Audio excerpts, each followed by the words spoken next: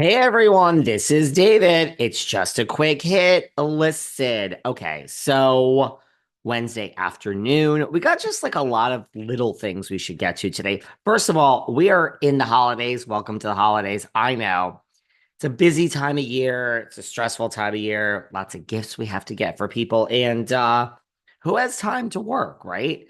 But let's try to do it here. So just a few like little things. A few weeks ago, right after it happened on Jeff Lewis, I talked about this. I did a show. I don't know if it was a quick hit, whatever. We talked about this thing, which it must be a slow press week with Thanksgiving, week after Thanksgiving, because this is now like weeks later getting traction. This whole like Margaret Josephs and Dorinda Medley, quote unquote, new feud, people are calling it.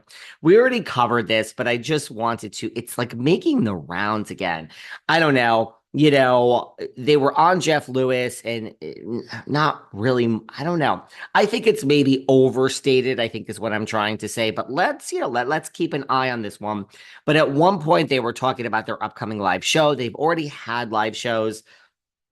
And it was, I think, December 2nd. I think it was supposed to happen now. And I think it was City Winery. It was either Philadelphia or New York. I think it was New York, actually. And at one point, Margaret said something, and Dorinda said, "Don't speak to me." Of course, Dorinda Medley does not hold back. She doesn't care if she's on air, not on air. Gotta respect that. She said, "Don't speak for me." And now there's all this speculation, and we already dealt with this. But, I said the same, I'm saying the same thing, weeks later, I guess 2, 3 weeks later, after looking into this a little bit.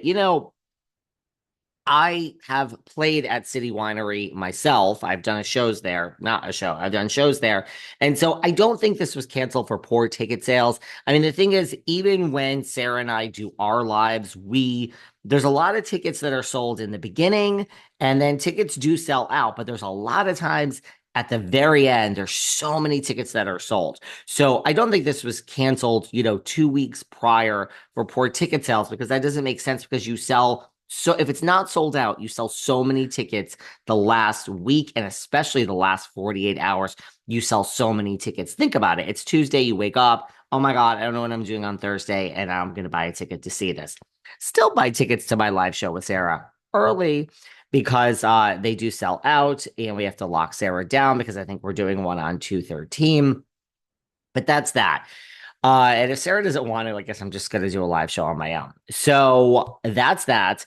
Poor ticket sales. And yeah, so I don't think it was poor ticket sales. It makes no sense to cancel it weeks in advance. So that's that. It's funny, a lot of the tree stumps. I know you guys, I love you guys. You're sitting on the front row. We accept everybody here.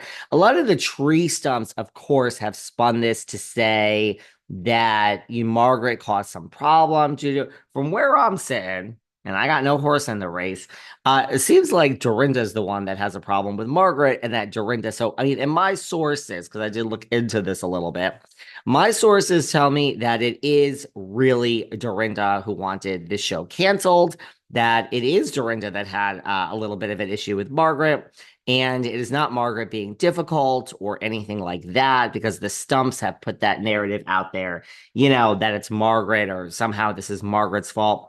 I mean, we saw Dorinda react to Margaret on Jeff Lewis, and my sources have told me, after some investigation, that it is Dorinda, that Dorinda has some issue with Margaret. I don't know if this is like, Dorinda's a businesswoman. I don't think it's gonna like be like life changing. Let's not forget that Dorinda also does all the shows with Teresa. I mean, she does the same live thing with Teresa. So, I mean, is there some backhanded New Jersey stuff going on, and Dorinda's now in the middle of it? I don't know if it's that big, but I think this is more Dorinda having something up her ass about Margaret, and it'll live to see another day. I don't think it's for poor ticket sales, and I just think it's weird that it's now making the news weeks later. Staying on New Jersey for a minute, speaking about slow cycle here for a minute.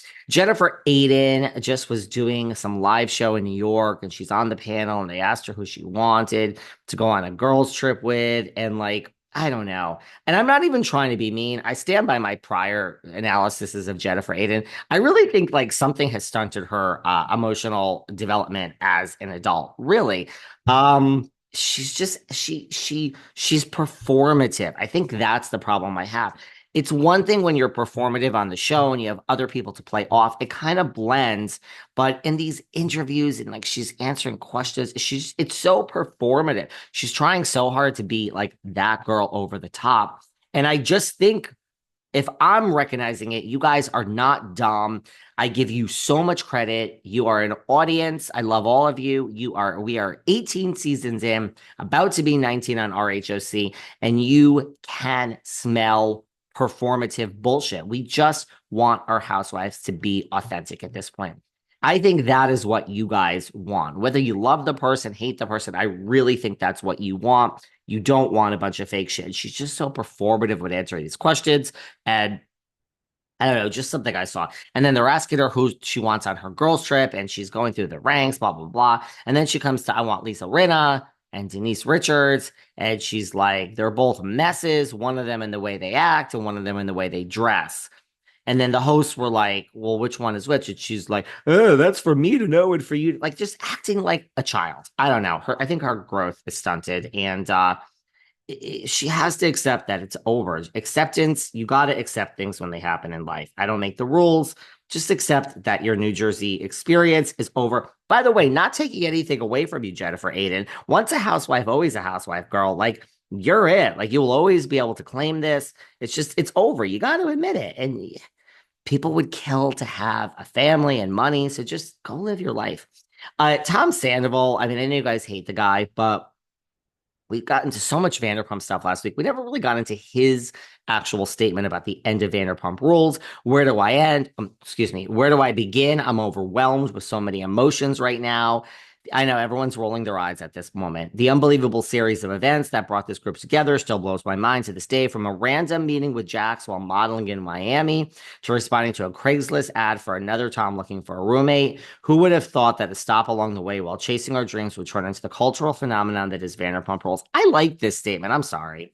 We were unaware as to the effect this show would have on our lives. The foundation of Vanderpump Rules was built on pure, honest, raw emotions, triumph, struggles, and love. I mean, did he write this or did he have someone write it? I don't know, but I like it. Was built on pure, raw emotions, triumph, struggles, and love that happened. And love that happened. Well, it should be happens. And love that happened between a group of real friends and our relationships.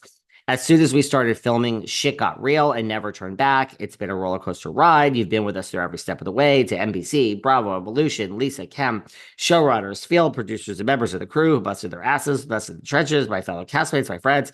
More importantly, to each and every fan, thank you all for believing us and being part of this 12-year journey. It's hard to put into words what I'm feeling right now. As in life, so much has happened over the years. Well, honey, that's an understatement. Some of my past decisions led to incredibly challenging times from which I've learned valuable lessons and experienced personal growth. Despite the difficulties, I'm filled with gratitude for the learning experience and forever grateful for all of you. I don't know. I mean, don't take it away from the guy. I mean, you will. Look, I mean, you think of like Tom Sandoval, Erica Jane. How many of you listeners could handle like the whole world coming at you? Like, you have to give these people some credit. And by the way, you probably could handle it way better than most. Like, you